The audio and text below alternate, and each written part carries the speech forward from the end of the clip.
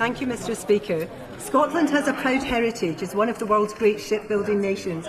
On behalf of the defence industry workers across Ayrshire and beyond, can I welcome the largest ever export deal for new warships ever secured by the UK?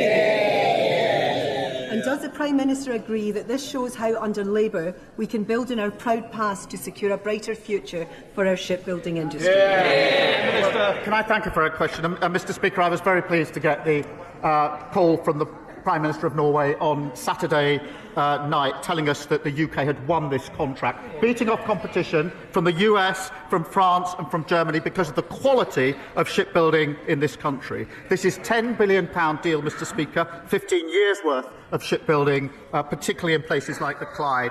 Thousands of skilled jobs in Scotland, and it does show the importance of the defence industrial strategy and the importance of Britain being taken seriously again on the international stage.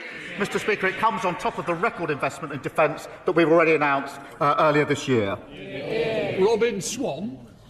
Mr. Speaker, I'm joined today in the gallery by the leadership of the Young Farmers Clubs of Ulster, an organisation and young people who are passionate about youth work, passionate about the rural countryside and passionate about the future of farming and agriculture. Agriculture policy is devolved, but the Prime Minister's agriculture inheritance tax is the thing that has them and young farmers across all the country despairing not just for their future, but the future of food security.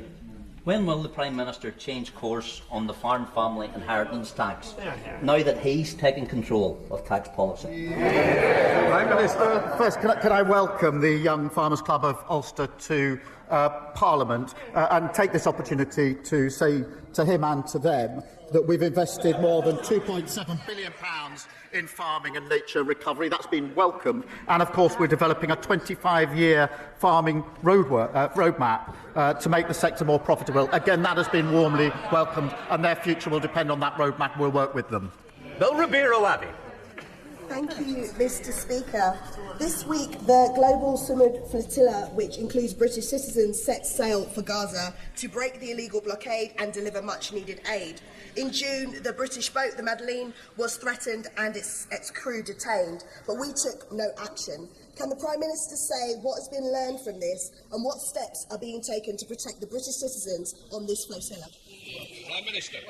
Mr. Speaker, she raised a really important issue in relation to the horrifying situation in Gaza, and the Israeli government is preventing urgently needed aid from getting in, and that is why we're now seeing a man-made famine, and that should cause us all to pause and reflect. I have to say, we are working with other countries to get aid in by any practical means, but land routes are the only viable and sustainable means of getting aid into Gaza at the scale that is required, and Israel must lift the restrictions to allow aid agencies to deliver the life-saving supplies that are so desperately needed. Pete Wishart. Thank you, Mr. Speaker. So the budget deal has finally been announced, and once again, Scotland is some sort of distant afterthought. A budget date left to the 11th hour because they do not know how to resolve their countless counter-rubrics. A budget date that has practically wrecked Scotland's budgetary process, leaving it almost impossible for us to pass a budget before Christmas, leaving great uncertainty in Scotland's public services. And you know what, Mr. Speaker? They couldn't even be bothered to notify the Scottish Government, leaving them to find this out on social media. So can I ask the Prime Minister, how is this reset in relationships working out? Prime Minister. Well, Mr. Speaker, he overlooks the fact that in the last budget there was a record settlement for Scotland, £50 billion a year. And he talks about the support. We've just won this Norway frigates contract. That is 15 years of shipbuilding in Scotland. The First Minister of the SNP has said what about that since Sunday? Absolutely nothing. Absolutely nothing. I know we've got another SNP question in just a moment. Perhaps that will be the opportunity to welcome the deal that we won and the jobs now for Scotland. Well done, McAvoy. Thank you, Mr. Speaker. Prime Minister, last year my online safety forum of children and young people from every secondary school and college in Darlington found that 71% of our Year 10s and 12s had been contacted by a stranger online. A shocking failure that our Online Safety Act will hopefully prevent going forward. Will he join me on calling on the member for Clacton and all to this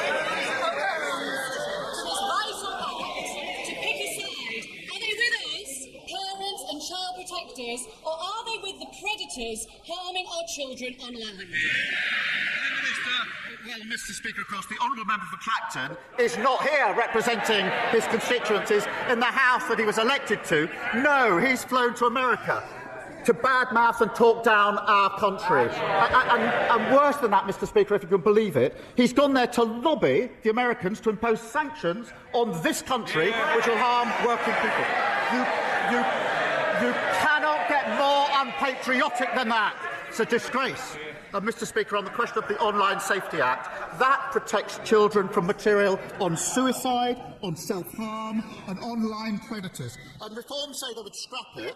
When their leader was asked, well, what would you replace it with? His answer, there needs to be a tech answer. I don't know what that is. Well, you can't run a country on don't know answers.